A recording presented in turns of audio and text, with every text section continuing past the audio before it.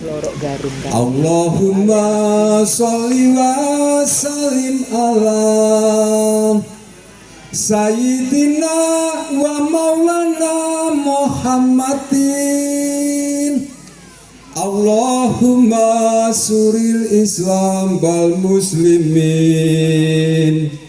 wus'ahihi kafarata fadzolimin. Matur suwun dulur-dulur rawuh reuni, niat kang suci nyambung tali silaturahmi, panjang umur uga pikantuk rejeki. Niki dawuh saking Kanjeng Rasul Ilahi. Dulur turun kombah kasan kang minulya, ayo kerja kanggo nyukupi keluarga. Senajan napot angelan keroyo-royo,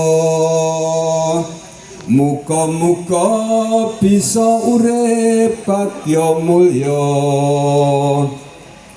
Bagya mulya donya akhirat kang den suwun, urip ora sembahyang bakal keton. Anak putu dikon ngaji dikon rukun, ojo lali diajari sopan santun. Sopan santun tata krama kang utama, gawe sangu srawung ana ngalam donya. Bekti patuh wajib marang ibu bapa,